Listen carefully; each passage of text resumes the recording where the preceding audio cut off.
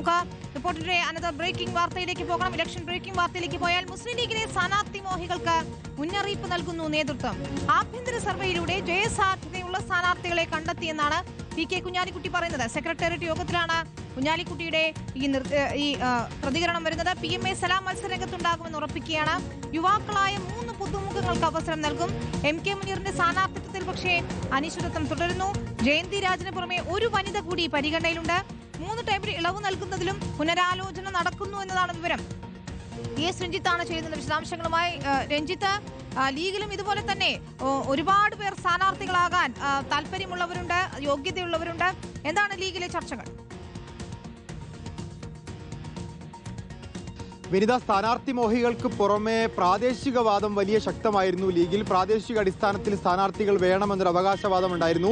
ഈ പ്രാദേശികവാദത്തിനുൾപ്പെടെ തടയിട്ടുകൊണ്ടാണ് കഴിഞ്ഞ സംസ്ഥാന സെക്രട്ടേറിയറ്റ് യോഗത്തിൽ പി.കെ. കുഞ്ഞാലിക്കുട്ടി പറഞ്ഞത് പാർട്ടി ആഭ്യന്തരമായ ഒരു സർവേ നടത്തിയിട്ടുണ്ട്. ആ സർവേയിൽ ജയസാധ്യതയുള്ള സ്ഥാനാർത്ഥികളെ കണ്ടെത്തി കഴിഞ്ഞു. അതിനടിസ്ഥാനത്തിലായിരിക്കും സ്ഥാനാർത്ഥി നിർണയം ഉണ്ടായിരിക്കുക. അങ്ങനെ സ്ഥാനാർത്ഥി നിർണയം നടത്താൻ പാർട്ടിയുടെ സംസ്ഥാന അധ്യക്ഷനായിട്ടുള്ള പാണക്കാട് സാദിഖ് അലി ശിഹാബ് തങ്ങളെ കഴിഞ്ഞ സംസ്ഥാന സെക്രട്ടേറിയറ്റ് യോഗം ചുമതലപ്പെടുത്തുകയും ചെയ്തിട്ടുണ്ട്.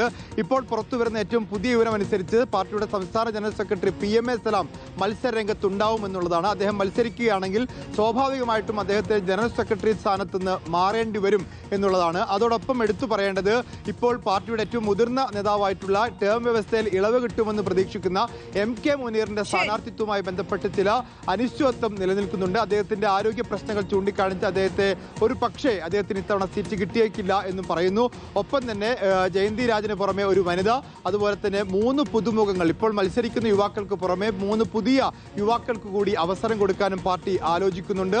ഏതായാലും ഈ മാസം 2ാമത്തെ ആഴ്ചയോടുകൂടി തന്നെ സ്ഥാനാർത്ഥി നിർണയം ഉണ്ടാകും എന്നാണ് നമുക്ക് മനസ്സിലാവുന്നത്. ശരി, വി എസ് രഞ്ജിത്താണ് വിശദാംശങ്ങൾ നൽകിയത്.